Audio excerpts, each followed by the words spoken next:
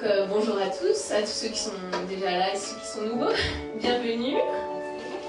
Donc en fait aujourd'hui pour les offrandes, en fait je voulais tout premièrement vous présenter la vision de l'église, vu que c'est la première fois que la majorité sont là. Donc en fait la vision principale que nous avons ici, c'est de faire connaître en fait à la France et aux gens que nous rencontrons donc la personne du Saint-Esprit. Parce que c'est souvent quelqu'un qui a été négligé, qui a été mis de côté, et nous voulons vraiment que les personnes sachent que le Saint-Esprit est une personne tout entière. Nous voulons également que ces personnes-là rencontrent le Saint-Esprit dans leur vie par une nouvelle naissance et qu'ils puissent expérimenter des guérisons et également reconnaître Jésus comme leur Sauveur et Seigneur. Nous avons également une vision d'une louange explosive, d'une louange nouvelle pour la nouvelle génération qui est là. Et nous croyons également que Dieu veut utiliser cette génération avec tout son potentiel, non pour la destruction, mais pour l'épanouissement de son œuvre. Parce qu'aujourd'hui, nous pouvons voir que la jeunesse a pris un chemin très grave, très mal, quoi. Et nous voulons vraiment essayer de toucher cette jeunesse, et que cette jeunesse arrive dans l'Église, et que dans l'Église, elle puisse s'épanouir dans l'œuvre de Dieu. Également donc par la louange, parce que la louange c'est très important. Dans le monde également, il y a beaucoup de chansons et on veut que les jeunes qui arrivent dans l'église en fait puissent s'épanouir comme certains s'épanouissent en fait dans le monde, mais on veut qu'ils arrivent à s'épanouir également dans l'église pour Dieu en fait. On veut changer les choses, quoi. On veut également pouvoir à un moment louer des locales pour qu'on puisse faire des évangélisations. Donc tout comme ici, donc on a ce local et tous les dimanches on se réunit. Donc on veut également faire le jour où il y aura plus de moyens, pouvoir le faire à l'extérieur dans la semaine, quoi, et faire des évangélisations aux gens qui ne connaissent pas et puis faire des croisades de miracles et de guérison. Parce qu'il y a également beaucoup de malades et les gens ne trouvent pas leur guérison, quoi, et souvent la guérison elle est en Dieu. Donc également, nous croyons également dans un réveil chez les enfants pour que les nouvelles générations soient directement plongées dans cette vision-là. Qui ne connaissent pas les choses du monde, mais qui soient directement plongées dans les choses de la parole de Dieu. Donc aujourd'hui, je me suis permis de vous faire connaître cette vision. Donc tous ceux qui sont là peuvent y participer, bien sûr. Et on peut également y participer financièrement. Donc à l'arrière de l'église, vous trouverez une petite boîte où vous pouvez mettre vos dons. Et tous ceux également qui sont sur internet peuvent faire un don s'ils le veulent par notre site internet en fait. Donc c'est centremondialderéveil.com. Donc il y a un petit carré en bas où c'est par PayPal en fait, c'est un lien sécurisé et vous pouvez faire vos dons juste en cliquant dessus en fait. Et les dons arriveront directement chez nous sur le compte de l'église. Et également, donc, ces finances servent à payer la salle, le chauffage, les charges et tout le reste, ça sera pour l'évangélisation, les locaux qu'on louera et tout ça, quoi. Donc c'est vraiment que pour l'œuvre de Dieu, quoi. Donc il n'y a rien à cacher, donc je voulais vraiment vous faire part de toutes ces choses et tous ceux qui veulent, ils sont libres, donc j'insiste que c'est vraiment un acte volontaire et pas obligatoire. C'est vraiment volontaire, quoi. Ça vient du cœur et je pense que Dieu, il se souvient toujours de ses enfants, tous ceux qui ont donné. On a souvent beaucoup de témoignages de gens qui ont donné, que quand ils étaient dans les difficultés, en fait, Dieu s'est souvenu d'eux et il leur a ouvert des portes également financièrement dans leurs divers travails, que ça a été dans les travails, que ça a été dans différentes manières, quoi, financières. Dieu, il ouvre également des portes. Nous-mêmes, on l'a vu dans notre vie déjà. Amen. Donc on va prier. Seigneur notre Dieu, nous te remercions aujourd'hui pour ta présence. Nous te remercions également, Seigneur, pour ces instants. Et Seigneur, nous voulons, Seigneur, vraiment te bénir, Seigneur, par nos offrandes, Seigneur. Nous te disons merci, Seigneur, pour tout ce que nous pouvons t'apporter. Nous te demandons également, Seigneur, d'ouvrir la porte, Seigneur, à tous ceux qui n'ont pas de travail, Seigneur. De bénir, Seigneur, les gens et qu'en retour, Seigneur, ils te bénissent. Nous voulons vraiment, Seigneur, que tout cela soit pour ta gloire, Seigneur, et pour ton royaume, Seigneur. Nous te remercions pour tout ce que tu fais, Seigneur. Bénis chacun d'entre nous, Seigneur, dans tous nos domaines, Seigneur, également financiers. Au nom de Jésus, Amen. Et donc, si ça intéresse des gens, en fait, d'avoir le style de l'église et tout, j'ai fait une feuille spéciale. Et donc, je vais la photocopier, en fait, et vous la trouverez au fond, je la mettrai au fond, donc comme ça, vous avez toujours la vision sur vous. S'il y a des choses que vous vous rappelez plus, vous pouvez la relire chez vous. Voilà, merci. Et nous sommes heureux de nouveau d'être parmi vous. Nous avons eu beaucoup d'écho au niveau de l'internet, que beaucoup regardaient les DVD, les vidéos que nous mettons sur le net, et qui ont été bénis, qui ont été touchés par la présence de Dieu. Amen. La semaine dernière, nous avons vu ensemble l'histoire de l'humanité. Ce qui a impacté et ce qui a transformé l'humanité dans laquelle nous sommes aujourd'hui. Amen. Et aujourd'hui, nous voulons continuer dans la même dimension. Et je sens vraiment dans mon cœur l'appel de l'Esprit qui veut parler de quelque chose de particulier, qui va être pour ta vie, pour ma vie, pour la vie de l'Église. Et c'est quelque chose de particulier que Dieu veut te parler ce matin, c'est la joie. Amen. Aujourd'hui, quand nous regardons à travers l'humanité, quand nous regardons les informations, quand nous regardons notre propre pays dans lequel nous vivons, bien que nous n'ayons pas de guerre dans ce pays, contrairement à certains pays dans le monde où il y a la guerre, où il y a la famine, bien que nous sommes dans un pays où nous avons de quoi manger, de quoi nous habiller, de quoi nous vêtir, nous sentons une tristesse, une très grande tristesse. Nous voyons à travers les infos, les médias, que nos compatriotes dans ce pays et dans toute la surface de l'humanité, qu'on parle en Amérique, qu'on parle en Europe, qu'on parle en Afrique, dans les autres pays, le monde est sous l'influence d'une tristesse terrible.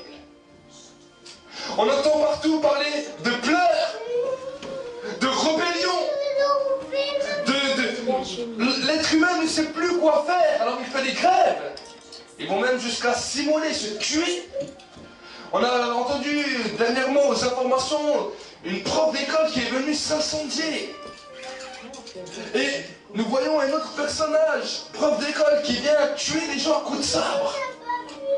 Ce sont des choses qui se passent dans notre pays. Cela doit nous montrer que notre pays a le problème de la tristesse. Une tristesse a commencé à toucher le cœur de l'humanité. Et la Bible nous dira que un point déterminant va changer les croyants, les hommes qui ne croient pas. Il a dit: la joie de l'Éternel va faire ta force. Amen. La différence que tu vas commencer à montrer à ton entourage, aux gens qui te connaissent, c'est que malgré toutes les situations, malgré toutes les circonstances, tu seras un homme, une femme joyeux. Amen. Quand nous regardons les divers sondages, les sondages au niveau des êtres humains, nous voyons que l'être humain est en recherche d'une seule chose: qu'il soit riche, qu'il soit pauvre, l'être humain est en quête de bonheur. Quel qu'il soit blanc, jaune, noir, bleu, je sais pas si ça existe, à part les schtroumpfs, je n'ai pas mis de bleu, mais nous voyons que l'être humain est en recherche du bonheur. Les diverses religions mettent certaines règles, certaines rigueurs, mais il n'y a aucun bonheur. La différence entre l'évangile et les religions, c'est que l'évangile est une puissance pour le salut de quiconque croit. Amen. Une religion, elle est une règle, est un principe, est un mode de vie qu'une personne doit écouter et déterminer pour savoir où il va. Et encore, il n'en est jamais sûr. Mais la Bible nous dit que l'évangile, c'est une puissance pour le salut de toute personne qui croit. Amen. Ça devient une puissance. Et la Bible nous dira que un jour, les disciples sont venus vers Jésus. Jésus a pris 120 de ses disciples. Il leur a dit: vous allez aller dans tous les endroits où je dois y aller. Et dans les endroits où vous allez, vous prêchez la bonne nouvelle et vous priez simplement pour les malades. C'est ce que Jésus leur a donné comme recommandation. La Bible nous dit, les 120 disciples partirent. Et ils arrivaient dans les endroits Il disait, voilà, messieurs, madame, le royaume des cieux est proche. Le royaume des cieux s'approche de vous. S'il y a des malades, venez, nous allons prier pour vous au nom de Jésus et vous allez être guéris. La Bible nous raconte que quand il commence à prier pour les malades, non seulement les malades sont guéris, mais les démons commencent à être chassés. Alors les 120 disciples arrivent chez Jésus et lui disent, maître, maître. Jésus les voit dans une grande joie. Et il leur dit, qu'est-ce qui se passe-t-il? Il leur dit, on est allé. On a fait ce que tu nous as demandé. Et on aimerait te dire une chose que tu ne nous as pas précisée. Même les démons nous sont soumis en ton nom. La Bible nous dit, quand Jésus entendit cela, il tressaillit d'allégresse dans son esprit. Et il leur dit que votre joie ne se trouve pas parce que ces démons ont été chassés, mais que votre joie se trouve parce que votre nom est inscrit dans le livre de vie. Amen. Jésus donnait la clé à tous ceux qui veulent le suivre, la clé de la joie. Il y a des fois des moments dans la vie qui sont difficiles à passer. Des moments qui viennent nous faire mal. Des moments où nous ne savons même pas quelle direction prendre. Jésus te donne aujourd'hui une clé. Que malgré tout ce qui se passe, malgré les diverses situations, des fois dans nos vies, nous ne comprenons pas, il dit que ta joie se trouve parce que ton nom est inscrit dans le livre de vie. Amen. L'homme de foi qui a marqué l'existence, qui a marqué l'humanité, qui a marqué également ma propre vie et la vie de tous les enfants de Dieu, est l'histoire d'Abraham. La Bible me dit que c'était le premier homme de foi. Amen. Jusqu'avant Abraham, on n'a jamais entendu parler de la foi. Nous avons vu ensemble la semaine dernière, à travers l'histoire de l'humanité, la première chose qui a été changée à travers l'humanité, c'est quand Dieu a décidé de sauver l'homme au moyen de la foi. Abraham était comme toi et moi, il n'était pas plus juste. Moi, je ne suis pas plus juste que toi, toi tu n'es pas plus juste que moi. Il n'y a aucun juste sur la terre, parce que la Bible me dit que le cœur de l'homme est tortueux et pécheur par-dessus tout, que tous sont pécheurs et sont privés de la gloire de Dieu. En d'autres termes, c'est que si Dieu reviendrait avec son autre justice, aucune personne ne serait sauvée, mais nous serons tous destinés à l'enfer. Mais la Bible me dit que Dieu a parlé à Abraham. Il a dit, je vais parler à un homme. Si cet homme croit en ce que je dis, alors je me justifierai. La Bible me dit qu'Abraham crut Dieu. Vous savez, demandez que Dieu parle à Abraham, il lui dit, tu quittes ta famille, tu quittes tes amis, tu quittes ceux qui t'aiment, et tu vas dans un pays que je te donnerai. Dieu lui a parlé, il n'a pas vu Dieu.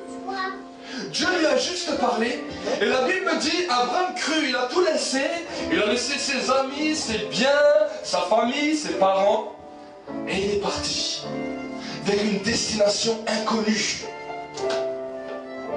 La Bible me dit, à cause de cet acte de foi, la Bible me dit, Dieu lui a accompli justice. Dieu l'a appelé juste. Amen. Alors qu'Abraham a fait beaucoup de péchés. Abraham a fait des erreurs. Mais parce qu'il a cru, Dieu l'a appelé juste. Amen. Et la Bible nous dit que Dieu lui a donné plein de promesses.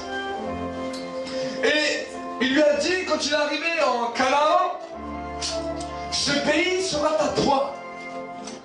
Mais nous avons vu qu'à la fin de sa vie, quand il a quitté cette terre, la seule acte de propriété qui était au nom d'Abraham était la propriété funéraire.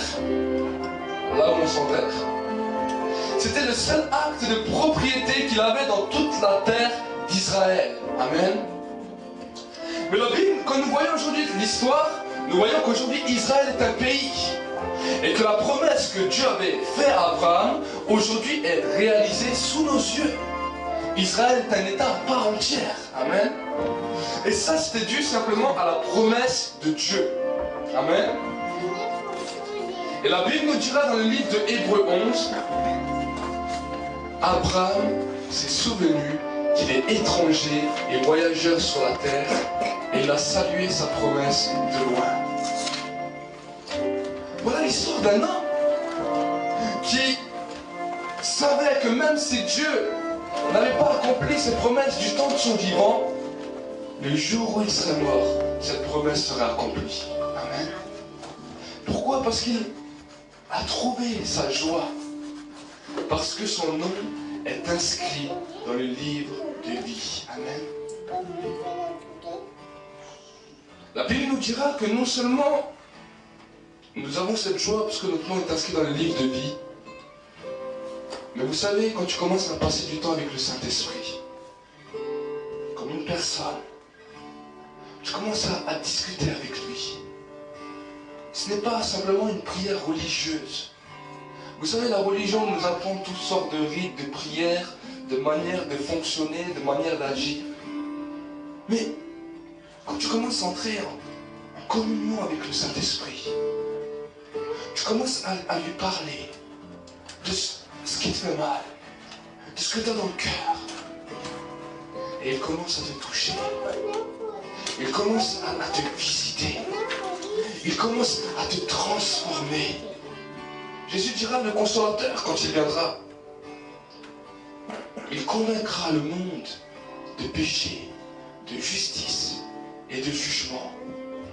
Que tu sois jeune, que tu sois vieux, cela n'a pas d'importance. Le Saint-Esprit cherche des amis. Il veut créer une amitié avec toi. Si les gens peut-être t'ont laissé, abandonné, critiqué, jugé, le Saint-Esprit te dit, moi je suis là pour toi. Et quand tu commences à être dans ta chambre, tu commences à fermer les yeux, sa présence commence à descendre. Sa présence commence à toucher. Je ne sais pas ce que c'est.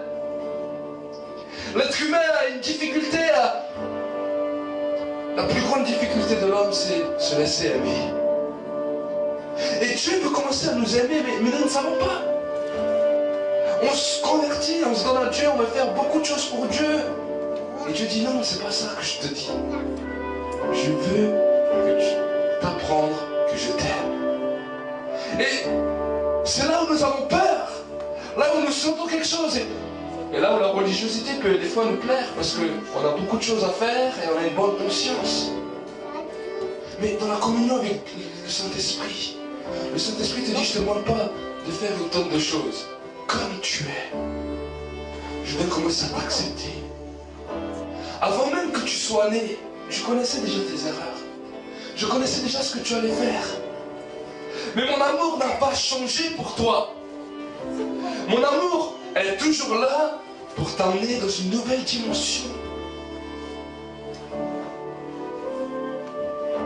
J'ai deux témoignages. Un qui est récent et un autre qui est un peu plus vieux. Mais les deux sont des témoignages qui relevaient de l'impossibilité. Il y a quelques années, en 2006, alors qu'on commençait tout juste le ministère pastoral, on est allé voir une sœur sur Mulhouse. Et c'était une sœur qui, pendant 10 ans, n'avait pas vu son mari. Pourquoi? Parce qu'ils étaient en Afrique, et que dans leur pays en Afrique, il y a eu la guerre. Elle avait, je crois, 5 enfants, 6 enfants. Et pendant plus de 10 ans, toute la famille était éparpillée à travers l'Afrique à cause de la guerre. Et elle a réussi à réunir en France autour d'elle tous ses enfants. Mais son mari, pendant 10 ans, elle pouvait faire ce qu'elle voulait, écrire toutes les lettres qu'elle voulait, au niveau de l'administration, au niveau même du pays français. Rien à faire, son mari, elle ne pouvait pas le faire venir, impossible. Il devait toujours fuir en Afrique, dans d'autres pays, parce que la guerre était toujours là-bas. Et quand je suis arrivé chez cette fille, elle venait d'assister à une réunion où un prophète, en plus de cette souffrance qu'elle avait, un prophète vient lui prophétiser, ton mari, tu ne vas plus jamais le revoir, il va mourir. Et la sœur était en pleurs. Et nous sommes arrivés là-bas, nous ne savions pas quoi dire sur le moment. Et le Saint-Esprit commence à me parler. Le Saint-Esprit me dit, tu diras à cette sœur que son mari ne va pas mourir. Parce que je n'ai jamais dit ça. Mais qu'elle prépare sa maison et que son mari va venir dans sa maison. Alors je lui annonce la parole aussi délicatement que je peux. Et je lui dis la parole.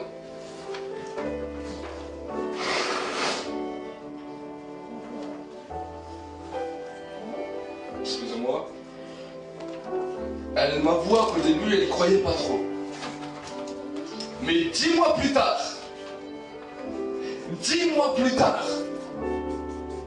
son mari est revenu à la maison. Et elle est revenue chez nous avec son mari. Elle m'a dit, voilà la parole que le Seigneur a accomplie. Il y a quelques mois en arrière, j'étais avec une sœur au téléphone. Je n'ai jamais vu cette sœur. Elle habite dans la France, je ne la connais pas. Je la connais par téléphone, mais je ne l'ai jamais vue. Cette sœur a 87 ans. Elle a un fils de 66 ans, 65 ans. Et quand j'ai parlé avec elle il y a quelques mois, elle me dit, tu sais frère, ça fait depuis l'année 1985 que je n'ai plus revu mon fils. Il ne veut plus rien savoir de nous parce que je suis chrétienne. Il ne veut plus rien savoir. Et maintenant j'ai 87 ans. Il est parti très loin, dans une île. Et depuis 1985, je n'ai plus aucune nouvelle de mon fils. Et la sœur avait eu beaucoup de souffrances. Elle avait un autre fils qui était décédé.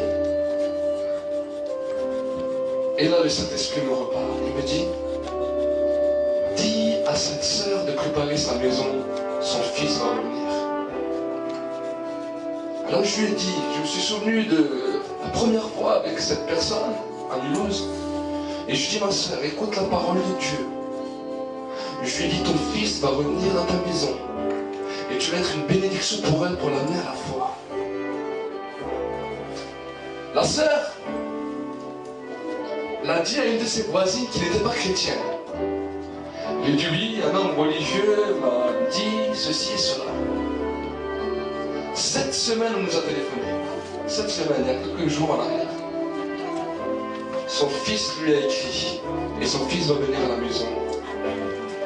Et elle-même elle a dit, pasteur, quand je lisais cette lettre, je pleurais. Elle me dit, j'avais carrément oublié la parole que vous m'aviez donnée.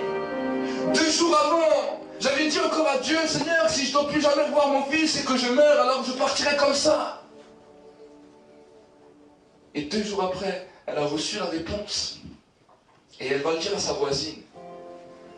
Et sa voisine vient chez elle et lui dit, mais vous ne m'avez pas dit que c'était un homme religieux qu'il y a quelques mois qui vous avait donné cette parole. Et à ce moment, elle s'est souvenue de la parole qu'elle avait reçue. Elle nous a téléphoné, elle nous a donné témoignage. Et nous avons vu tant de miracles, de guérisons, des choses qui sont extraordinaires. Mais nous savons que c'est dû à cette communion avec le Saint-Esprit. Amen. Ces mêmes choses, tu peux les vivre. Ces mêmes choses, tu peux les vivre avec Dieu. La tristesse est quelque chose qui détruit l'humanité. Il y a des gens qui ont été malades à cause de la tristesse. Il y a un pasteur un jour d'Amérique qui raconte cette histoire. Il avait une sœur dans son église d'une 40aine d'années et qui allait faire les examens médicaux.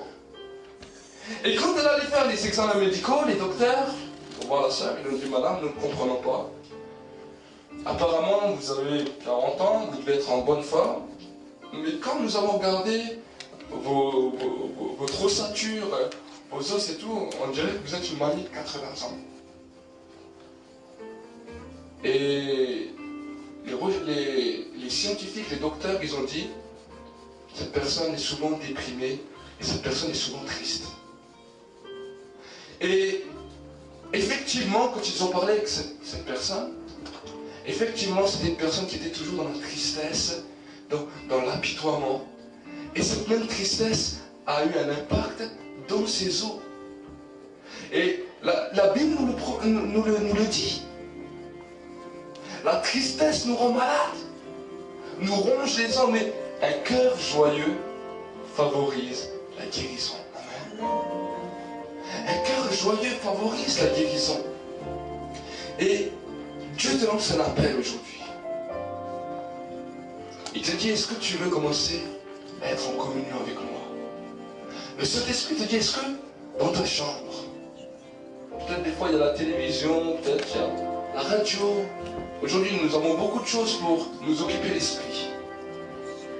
Mais pendant des instants, 1 heure, peut-être 2 heures, tu es dans ta chambre et tu l'invites. Tu l'invites. Pas une prière religieuse pour avoir accompli un devoir. Un devoir qui là nous fait du bien parce qu'on sent juste non. Une dimension de communion. Amen. Dieu cherche des hommes et des femmes qui sauront avoir un temps avec lui d'amitié. Dieu veut être ton ami. Aucune personne n'a réclamé une demande d'amitié aussi forte que Dieu à l'égard de l'homme. Nous voyons aujourd'hui que l'être humain est en recherche de cette amitié. Nous voyons cela. L'homme s'attache à l'argent. Il croit que l'argent est son ami. Nous pouvons voir que beaucoup de riches sont les plus grands malheureux. Beaucoup de riches se suicident parce que l'argent n'a pas été un ami réel. Certains ont décidé d'avoir beaucoup d'amis. Certains ont décidé de s'attacher à un homme. D'autres ont décidé à s'attacher à une femme. D'autres à des enfants. Mais un jour ou l'autre, une déchirure arrive. Et là, quand on nous parle de confiance, on ne sait plus à qui faire confiance. On dit ma confiance a été trahie. Il n'y a pas d'amitié réelle sur cette terre. Et si nous regardons à travers l'humanité, à travers l'histoire, nous voyons que l'être humain a toujours été en recherche. Mais qu'il n'y a aucun meilleur ami que Jésus. Amen. Il n'y a aucun meilleur ami que le Saint-Esprit. Quand le Saint-Esprit commence à venir dans ta chambre, il ne te décevra jamais. Peut-être tu as eu des déceptions avec les gens, avec les hommes, avec les familles, avec les femmes, avec... peu importe. Mais j'aimerais te dire, l'être humain, pourquoi il te décevra toujours? Pourquoi je peux peut-être te décevoir? Pourquoi tu peux me décevoir? Parce que l'être humain n'est pas parfait. Amen. L'être humain n'est pas parfait. Cette sœur qui je parlais avec elle de 87 ans me disait, mon pasteur, vous savez, ce fils que je n'ai pas vu depuis 1985, c'était celui qui était le plus attaché à moi. Celui avec qui j'étais le plus attaché. Et la déchirure est venue. Amen. Vous savez, Jésus a enseigné ses disciples. Et il n'aura pas dit par hasard d'aimer d'abord Dieu avant toute personne. Il n'aura pas dit ça par hasard. Des fois, nous pouvons lire la Bible et nous pouvons dire, mais Jésus, c'était dur ce que tu nous disais. De devoir aimer Dieu avant ton mari, ton père, ta femme, tes enfants, tes soeurs, tes amis.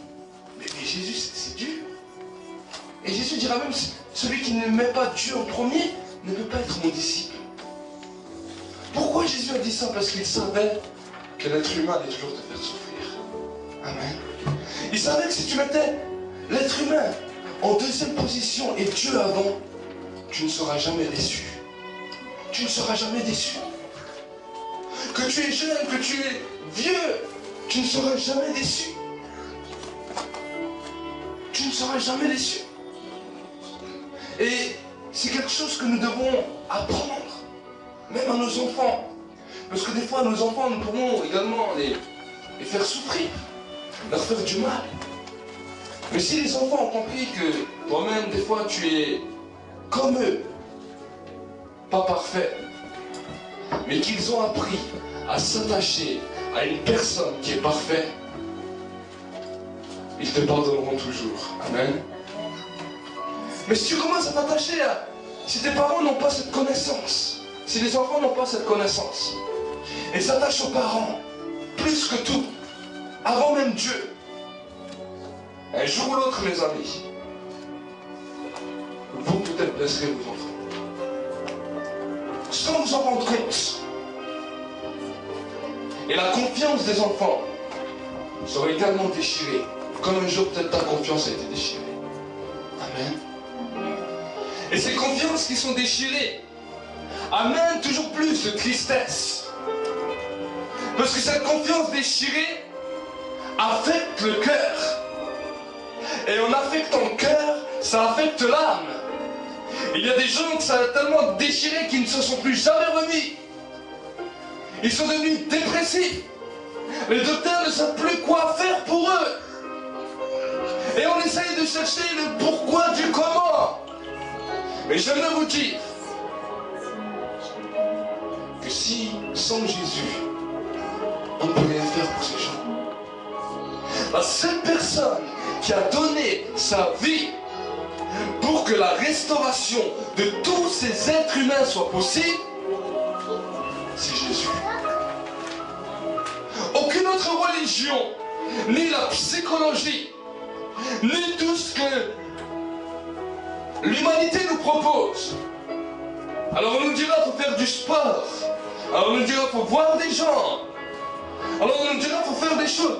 Toutes ces choses-là ne servent à rien.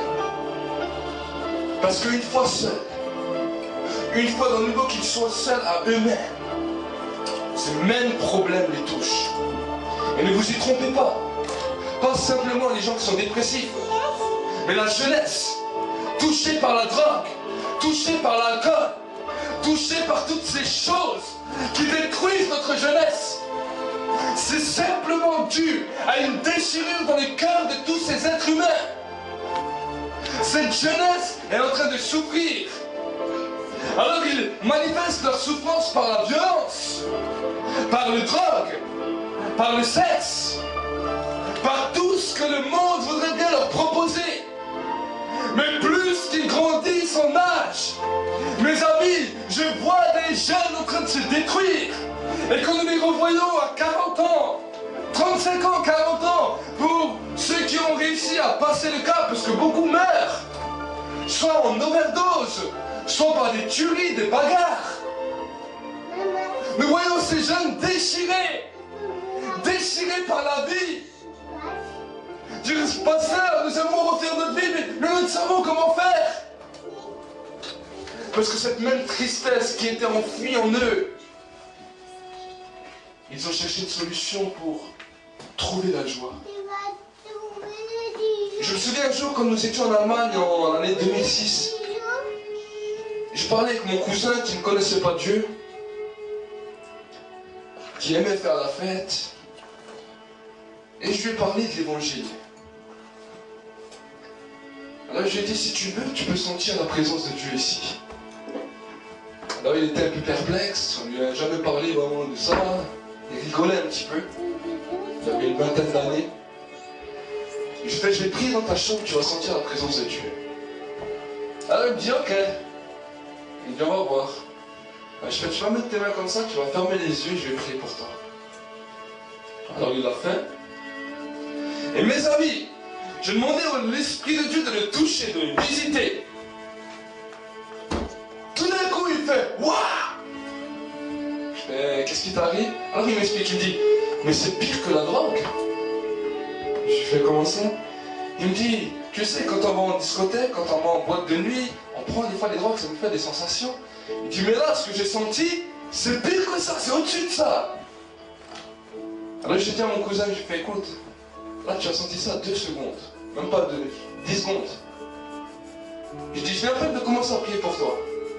J'ai dit, mais sais-tu que tu peux vivre ça des heures quand tu es dans ta chambre, quand tu parles avec lui. Alors il avait compris ce que c'était être en communion avec Dieu. Amen. Amen. Il a compris. Et bien des fois, nous ne comprenons pas. On nous dit, oui, il faut devenir chrétien, il faut suivre Jésus. Moi, on ne sait pas ce que c'est. On croit que suivre Jésus, c'est être un religieux, cravaté le dimanche. Bien que je le suis, mais c'est pas... Venir chanter un petit peu, prier un petit peu, rentrer chez soi, prier un peu. Ça, c'est la religiosité. Ça, c'est ce qu'on appelle la religion christianisme. Mais l'évangile, c'est une puissance pour le salut de quiconque croit.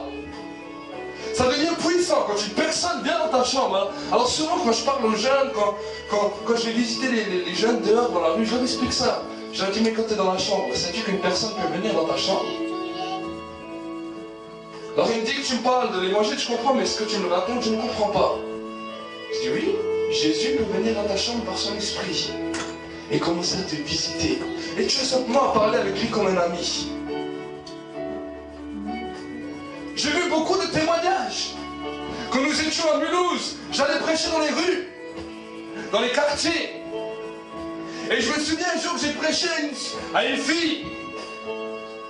Et alors elle me dit, bah, si tu veux, t'as qu'à prier pour moi, on verra bien si ça marche. Je sais même plus si j'ai prié ou si j'ai pas prié, je sais plus.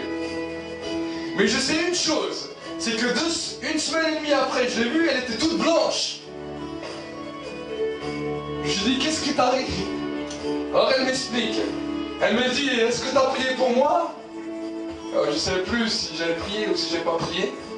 Elle me dit, quand j'étais dans mon lit le soir où je t'ai parlé, un homme en blanc est arrivé dans ma chambre, m'a tendu la main et m'a dit, viens, essuie-moi.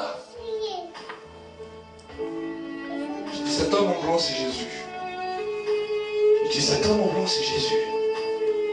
Lui-même confirme la parole. Amen. Amen. C'est lui-même qui touche. Dans ce même temps, un jour, j'ai parlé à d'autres jeunes. Moi-même, des fois, je suis étonné quand les gens viennent me raconter, parce que moi, je ne vois pas toujours, mais les gens, moi, je suis étonné. Je parlais à un groupe de filles. Et certaines m'ont dit, écoute, nous, on ne veut pas l'écouter, nous, on va marcher un petit peu. Et j'ai continué avec les personnes qui étaient restées à leur témoigner de Jésus, témoigner de la présence de Dieu. 10 minutes après, ils reviennent en courant. Je dis, ah, c'est pas vrai, qu'est-ce qui leur arrive? Et ils m'ont dit, tu ne devineras jamais ce qui nous est arrivé. J'ai dit quoi? Ils m'ont dit, alors on était tous devant une bijouterie. On rigolait, on parlait, on regardait les bijoux. C'était des jeunes, hein, c'était pas des... Ils n'avaient pas fumé, pas bu. Hein. Il a dit tout d'un coup, en même temps, c'était 4 ou 5, la même chose est arrivée en même temps pour toutes. Le sol, il a bougé sur leurs pieds, et ils ont toutes entendu une voix qui leur a dit, allez, retournez chez lui et écoutez-le. Nous avons eu divers témoignages. Et aujourd'hui, nous disons ces témoignages à l'église pour montrer combien Dieu est grand. Amen. Amen. Combien Dieu est grand. Je me souviens un jour quand nous étions allés à Falsbourg, dans une église, quand on nous a invités. Alors que nous y allions, le Saint-Esprit me dit, quand tu vas rentrer dans cette église, il y a une personne qui est atteinte du cancer. Je vais la toucher, la guérir. Tu vas dire cette parole avant que tu commences à prêcher. Je suis arrivé dans l'église, je croyais que c'était une grande église, j'arrive, c'est une toute petite église avec une dizaine, quinzaine de personnes maximum. Je regardais autour de moi une personne qui est maigre, qui a la peau sur les os, qui a plus de cheveux. Je me dis, une personne cancéreuse. Et je ne voyais personne de ça. Alors je dis, je ne sais pas si je vais te dire ça. Et le Saint-Esprit me reparle, il me dit, tu vas dire ça. Et en même temps, tu vas dire une autre parole. Il y a une autre personne, son amie a aussi le cancer, mais elle est à l'hôpital. Elle est là pour prier. Tu dis, je touche cette amie à l'hôpital. Je dis, bon, ça c'est plus facile déjà à dire, je vais commencer par cette parole. Alors j'arrive sur l'estrade, et je dis la première parole. Quand je commence à dire la première parole, la personne s'effondre en larmes. Elle me dit, c'est moi qui ai une amie qui est à l'hôpital et qui a le cancer. Et je sais que c'est une parole pour moi. Et je dis la deuxième parole. Et je dis ensuite les autres paroles et j'ai prêché. Et à la fin de ma prédication, j'appelle les gens qui ont été touchés par Dieu à venir devant sur l'estrade. Moi, j'ai rien vu de particulier. À mon grand étonnement, la moitié de l'église est venue devant. Et à la fin, une personne venait. C'était une personne qui n'était pas chrétienne, qui venait à l'église mais qui n'était pas chrétienne, qui n'avait jamais donné sa vie à Jésus. Elle me dit, écoutez pasteur, moi j'avais un goitre, un cancer, un goitre, une boule au cou. Et quand vous avez dit la parole pour la personne qui a le cancer, j'ai senti un feu qui m'a brûlé le cou et je sais que je suis guéri. Elle a été touchée, elle a été guérie par la présence de Dieu. Amen. La Bible nous dira, voici les miracles, voici les signes qui accompagneront ceux qui auront cru. En mon nom, ils chasseront les démons, ils imposeront les mains aux malades et les malades seront guéris. S'ils boivent quelques breuvages mortels, ceci ne leur fera aucun mal. Ils parleront de nouvelles langues. Ils marcheront sur les serpents, sur les scorpions et sur toute la puissance de l'ennemi et rien ne pourra vous nuire. Amen. Est-ce que vous avez déjà vu des gens qui marchent sur les serpents et sur les scorpions et qui vivent encore? Amen. Voilà le pouvoir que Dieu a donné aux enfants de Dieu. Amen. La Bible nous dit, les apôtres allèrent prêcher et le Saint-Esprit accompagnait leurs paroles par des signes, par des prodiges, par des miracles. Ce qui s'est passé il y a 2000 ans se passe encore aujourd'hui. Amen. Et je crois pour ta vie, mon frère, ma soeur, toi qui es ici dans l'église, vous qui êtes sur l'internet, que Dieu n'a pas de limite. Amen. Le Saint-Esprit n'a pas de limite. Il peut vous toucher. Et non seulement il ne peut pas, mais il vous touche. Amen. Il y a une règle d'or. Quelque chose que j'ai aimé dans la Bible quand je l'ai lu. C'est que la Bible nous dit que là où Jésus allait, il n'y avait plus aucun malade. Tous ceux qui étaient malades, infirmes ou qui étaient possédés, trouvaient la libération, la guérison et le miracle. Alors souvent on se dit, mais comment se fait-il que toutes les personnes qui suivaient Jésus retrouvaient leur miracle, leur guérison, leur libération? Alors je vais vous dire, vous savez c'est quoi la clé?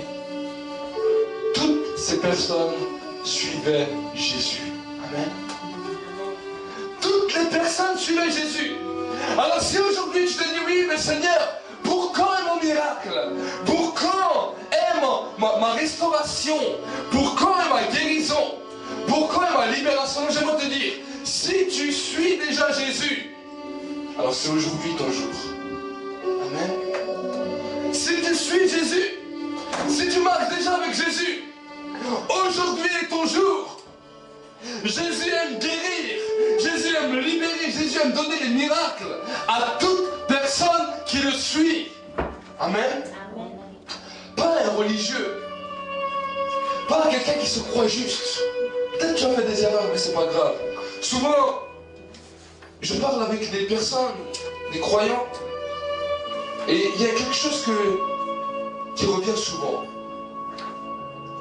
Souvent, je vois au début des croyants tout feu, tout flamme, et à un certain moment de leur vie spirituelle, ils me disent, pasteur, vous savez, j'ai compris que Dieu m'aimait, j'ai senti déjà son amour, j'ai déjà senti, mais je n'arrive pas à aimer Dieu comme lui-même. Et j'aimerais vous dire quelque chose. De la même manière que la semaine dernière, nous avons vu les différents points de l'humanité qui ont affecté l'humanité, les différentes situations qui ont affecté l'humanité. Quand cette chose arrive dans la vie du croyant, à ce moment-là, beaucoup de gens abandonnent la foi. Parce qu'ils croient qu'ils n'arriveront jamais à donner à Dieu l'amour, à lui rendre tout ce que Dieu leur a déjà donné, qu'ils lâchent la foi. Et la Bible me dit, mon peuple périt parce qu'il lui manque la connaissance. Mais mon frère, ma soeur, si tu es arrivé dans cet état, ou peut-être que tu y es en cet instant, que tu écoutes la prédication, j'aimerais te dire que cet état montre simplement sur ta vie que tu as commencé à grandir spirituellement, que tu commences à devenir mature spirituellement, et que tu commences à réaliser que par toi-même, tu ne peux rien donner à Dieu. Mais écoute la parole de Dieu. Le Saint-Esprit te dit ce matin, même si toi tu ne peux pas me rendre l'amour, je te connaissais déjà avant même que tu sois né et je savais que tu étais comme ça. Et même en te connaissant de cette manière, je t'ai quand même aimé. Mais n'abandonne pas le chemin. Amen. Malgré que tu dis, mais Seigneur, je n'arrive pas à t'aimer, mais c'est pas grave. Dieu, il n'attend pas que tu y arrives. Dieu préfère que tu viennes chez lui et qu'il dise, Seigneur, j'y arrive pas, mais avec le peu que j'y arrive, j'essaye quand même. Amen. Mais j'aimerais te dire que cette parole a beaucoup plus de puissance et d'efficacité que si tu essayes à faire semblant à aimer Dieu alors que tu vois que tu n'y arrives pas par toi-même. Amen. Le Saint-Esprit cherche des hommes et des femmes qui sont vrais avec lui. Ce que Dieu attend de toi, il n'attend pas que tu l'aimes le plus au monde, il sait comment tu es. Mais ce qu'il attend, il attend que tu sois vrai avec lui. Amen. Dieu est esprit, mais il faut que ceux qui l'adorent premièrement en esprit et deuxièmement en vérité. Vous savez, ce qui crée une forte amitié, ceux qui ont des réels amis peuvent le savoir. C'est pas leur capacité à être là à chacun de nos besoins, mais c'est la capacité à être vrai avec nous et nous avec eux. Amen. Ça, c'est la réelle clé d'une amitié. Amen. On ne pourra peut-être pas tout faire pour l'ami, parce qu'il y a des choses qu'on est limité. Mais il y a une chose qui va marquer cette amitié, c'est que je suis vrai avec lui et lui il est vrai avec moi. Que je me sente bien avec cette personne. Et quand je parle avec lui, on peut tous dire on est des amis. Amen. J'avais quelques amis comme ça où on pouvait tous dire on était des amis. Des fois on n'était pas forcément d'accord. Je ne pouvais pas les aider dans tout, ils ne pouvaient pas m'aider dans tout. Mais on était des amis. Amen. Toi peut-être tu ne peux pas aider Dieu en tout, mais lui il peut t'aider en tout. Amen. Dieu, quand nous parlons de miracles, nous ne parlons pas simplement d'une personne qui est sur une chaise roulante et qui se lève. Mais il y a 15 000 sortes de miracles pour la vie d'un croyant. Amen. Il y a beaucoup de sortes de miracles. Il y a des miracles financiers, miracles émotionnels. Amen. Nous avons combien de fois vu des gens qui n'étaient pas mariés, on a prié pour eux. Ils ont reçu le miracle du mariage. Nous avons vu des choses extraordinaires dans lesquelles Dieu a fait beaucoup de choses. Amen. Des gens qui étaient en train de faire des études, nous avons prié pour eux, ils ont réussi leur étude. C'est un miracle de Dieu. Amen. Dieu donne l'intelligence, Dieu donne le savoir. On a prié pour des gens qui recherchaient un travail. Ils ont reçu le travail et ils ont gagné peut-être 5-6 fois plus que nous. Dieu veut amener la bénédiction, la multiplication, la prospérité et la surabondance. Amen. Dieu veut que tu ne manques de rien. La première dimension avec Dieu, c'est cette relation d'amitié. Mais quand cette dimension grandit, Dieu amène la multiplication. Dieu amène ensuite la surabondance, la prospérité. Amen. Je souhaite que tu sois prospère à tout égard, comme prospère l'état de ton âme. C'est le pasteur Jacques qui dira ça dans la parole. Amen. Le Seigneur souhaite que tu sois prospère à tout égard. Amen. Dieu n'a rien contre que tu sois riche. Mais si la richesse devient ton Dieu au-dessus de Dieu, cette richesse peut t'amener en enfer. Amen. Mais Dieu n'a rien contre de te bénir et que tu deviennes riche. Abraham était l'homme le plus riche du monde. Mais il n'a fait aucun cas de son argent. Amen. David était un des hommes les plus riches du monde. Salomon était un des hommes les plus riches du monde. Mais leur cœur était toujours attaché à Dieu. Amen. Dieu n'a rien contre que tu es riche.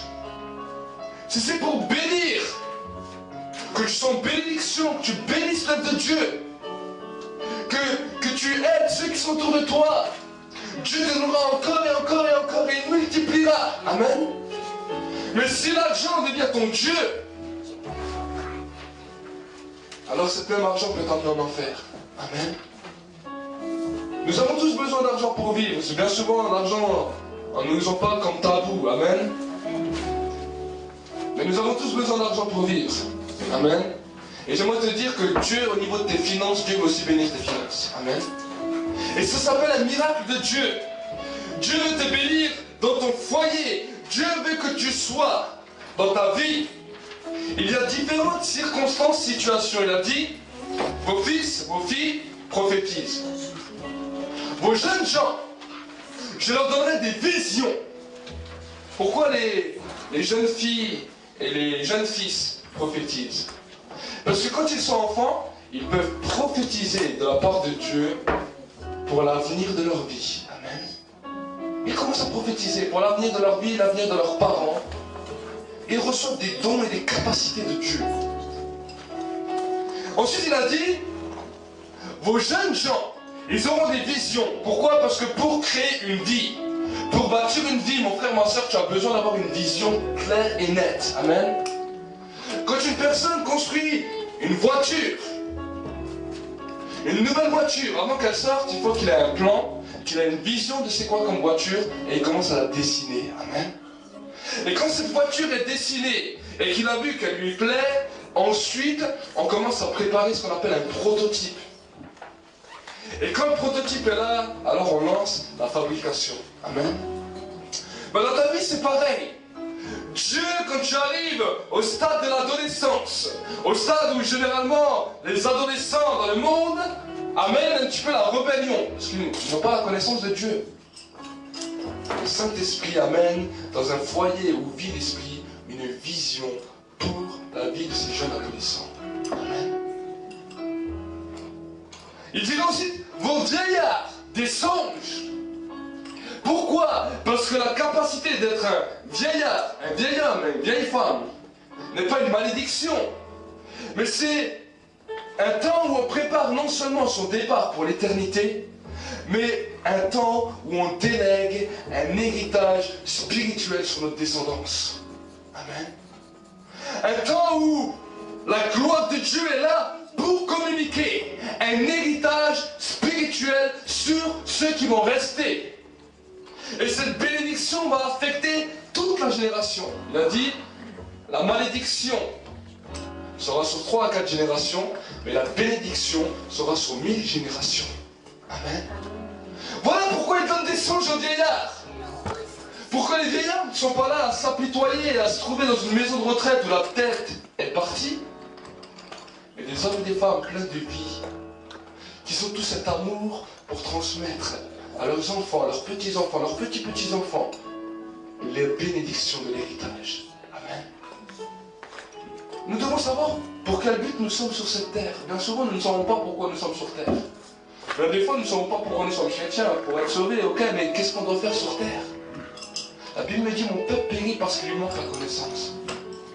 Et sur mes serviteurs et mes servantes, ce qu'on appelle les hommes et les femmes d'un âge dans lequel la Bible ne délimite pas, avant l'adolescence, non, après l'adolescence et avant la vieillesse, je ferai des flammes de feu, des signes et des prodiges sur la terre. Amen. Ensuite, quand nous connaissons cela, nous avons simplement besoin de savoir dans quelle branche je me situe et maintenant travailler là où Dieu nous veut. Amen. Nous avons besoin de pouvoir grandir. Et le souhait de mon cœur, c'est que l'amour de Dieu, l'amour, la grâce de Dieu et la communion avec le Saint-Esprit soient avec vous tous. Amen. Le Saint-Esprit n'est pas une chose. J'ai déjà entendu tellement de choses. On m'a dit qu'il est une puissance. On m'a dit qu'il a une capacité à savoir régner. Je vais vous dire, le Saint-Esprit est une personne. Amen. Il déverse des dons dans ta vie. Oui. Nous bénissons Dieu pour ses dons. Que ce soit parole de prophétie, parole de connaissance, dons des langues, interprétation des langues, dons de foi, dons de miracles, dons de guérison, discernement des esprits. Nous bénissons Dieu pour tous ces dons. Amen. Et dans l'église, c'est un endroit où nous voyons les dons de Dieu se manifester abondamment et nous bénissons cela. Mais il serait dommage de connaître les dons de Dieu, de connaître, d'être saisi par l'esprit d'intercession, de commencer à intercéder et prier, mais de jamais connaître la personne du Saint-Esprit. La Bible nous dira dans le livre de 1 Corinthiens 13, quand on nous parlera d'amour, si j'ai toute la connaissance, si j'ai tous les dons, si j'ai même toute la foi jusqu'à déplacer les montagnes, si je n'ai pas l'amour, je ne suis rien. Amen. L'amour, c'est une communion avec une personne. Mon frère, ma soeur, c'est très bien d'intercéder, je t'y encourage même. Mais ne passe pas à côté d'une communion intime avec une personne qu'on appelle le Saint-Esprit. Ne passe pas à côté. Peut-être que tu es passé pendant des années. Peut-être que tu l'as négligé. Peut-être que tu l'as oublié. Peut-être que tu l'as utilisé que quand on avait besoin. Mais ce matin, alors demande-lui simplement pardon. Amen. Demande-lui simplement pardon. Et réconcilie-toi. Amen. Nous allons prier ensemble. Maintenant, nous allons prier. Et ça va être un temps de réconciliation entre toi et le Saint-Esprit. Amen. Nous puissions fermer nos yeux ensemble.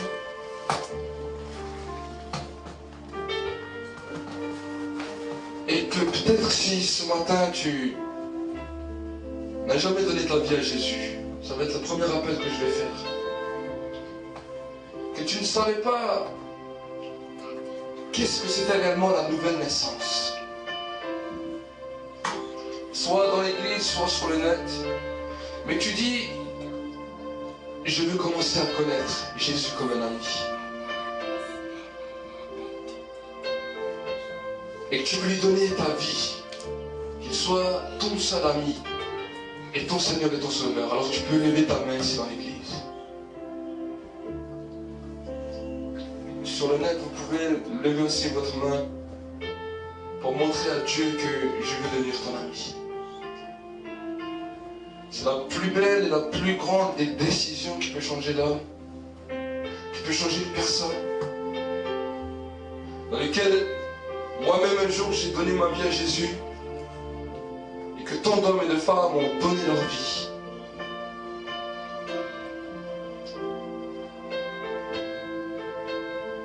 Et que là où tu es, tu puisses répéter cette prière avec moi. Cher Seigneur Jésus, je reconnais que je suis pécheur et que je suis loin de toi. Mais ce matin, je décide que tu sois mon ami. Je décide que tu sois mon sauveur. Je te demande pardon pour mes péchés. Et j'accepte que ton sang me lave et me purifie. J'accepte ton esprit. Et j'accepte chaque jour de ma vie à avoir la joie car mon nom est inscrit dans le livre de vie. Je te loue, Seigneur, parce que je suis une créature si merveilleuse. Dans le nom de Jésus-Christ. Amen. À tous ceux qui ont décidé, je vous souhaite une bienvenue dans la maison de Dieu. Et je vais continuer mon deuxième appel. À tous ceux et celles qui ont donné leur vie à Jésus, mais qui sont passés par des moments difficiles, qu'ils ont réalisé qu'ils ont laissé la communion avec le Saint-Esprit de côté, ou peut-être qu'ils n'ont pas connu. Et que vous vouliez vraiment une réconciliation avec lui. Que dans l'église ou sur le net, vous pouvez aussi lever votre main. Et nous allons prier ensemble. Nous allons prier pour que le Saint-Esprit commence à nouveau, continue cette œuvre qu'il a commencée. Pour qu'il vienne comme une personne transformer ta vie et t'amener dans une nouvelle dimension. Prions ensemble. Disons, commençons à lui dire pardon. Pardon peut-être de l'avoir attristé. Commençons à lui parler. Saint-Esprit, je te remercie pour ta présence dans l'Église. La Bible me dit que tu sondes les cœurs et les vies. À cet instant, tu sondes et tu touches. L'humanité doit être transformée. Et Seigneur, tu vois là où il y avait la tristesse, là où il y avait la peur, là où il y avait l'angoisse, là où il y avait de grands points d'interrogation par rapport à des situations ou à des déterminations, Seigneur, dans les vies. Maintenant, c'est toi qui touches sur cet instant. Là où le diable voulait venir détruire maintenant, je lis maintenant tout esprit de mort. Tout esprit de mort sur les projets. Tout esprit de la maladie. Tout esprit d'infirmité. Diable impur, nous te lions maintenant et nous réprimons ton œuvre dans le nom de Jésus. Saint-Esprit, c'est toi qui touches maintenant. Je proclame sur la vie de ton peuple, sur la vie de tes enfants, dans l'église Centre Mondial de Réveil, sur les nets, Seigneur, une bénédiction particulière, les miracles, la surabondance, la prospérité. Seigneur, une vie réelle avec toi, une communion intense avec ta présence. Je réprime maintenant tout esprit de ruine, tout esprit de la pauvreté. Maintenant, je dis dehors, dans le nom de Jésus-Christ. Et Seigneur, je veux proclamer dans l'Église, dans ce pays, dans cette nation, la bénédiction de Dieu, la surabondance de Dieu. Merci, c'est toi qui touches également les hommes politiques, les hommes du gouvernement, pour les amener à reconnaître qu'il n'y a pas de bénédiction, la seule bénédiction qui existe se trouve en Jésus.